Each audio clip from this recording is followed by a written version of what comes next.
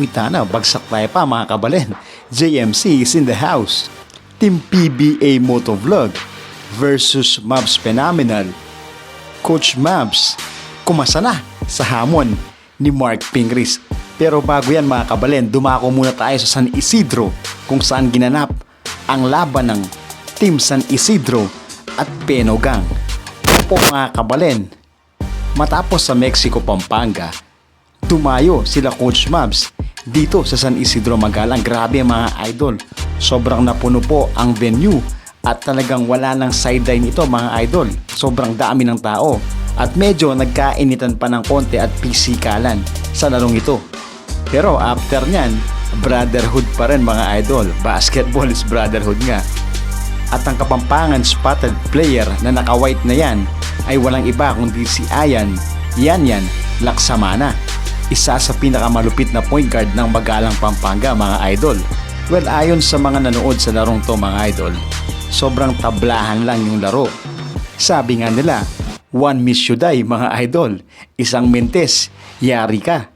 At kung sa mga nakaraan na game ay hindi naglaro si Mavs Phenomenal or si Coach Mavs, dito bigay todo po siya mga idol. Yes, tinapos niya hanggang huli. Sa larong to, naging playing coach na siya mga idol. Napansin nyo ba mga idol na kahit saan pumuntang basketball court ang team ng Mavs Phenomenal, ganito karami ang tao, sobrang puno mga idol. Yan ang basketball dito sa Pampanga mga idol. Kaya sobrang nagugulat din si Coach Mavs sa sobrang dami ng mga tao na pumupunta sa mga pick-up games nila. Yes mga idol, mga ball slave nga ang mga Kapampangan.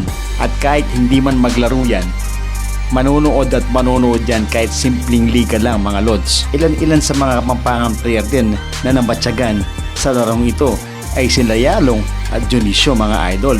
At ilang players din ni Boss Eller Pexon ng Royals. At konting info lang mga idol itong lugar na to ay isang resettlement.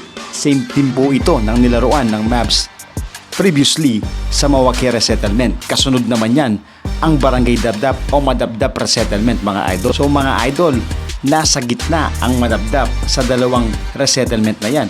Baka naman Coach Mavs, kami na ang isunod nyong dayuin. Well mga idol, kahit in-upload ko yung video na to, konting silip at kwento lang ito. Siyempre, kailangan pa rin nating mag-subscribe at sumuporta sa Mavs Phenomenal official YouTube channel kung saan doon po natin mapapanood ang mga full vlog ng Mavs Phenomenal. Pero salamat na rin at binibigyan nyo kahit konting suporta ang channel na to, ang Kabalen Hoops TV. Isa pong karangalan mga idol na kahit papano ay may nakakapansin sa aming maliliit na YouTuber dito sa Pampanga. Grabe, feel at home na talaga si Coach Mavs dito sa Pampanga. Alam naman niya at kabisado na niya ang mga kainan dito. Oops, pasensya na. Bitin ba sa video?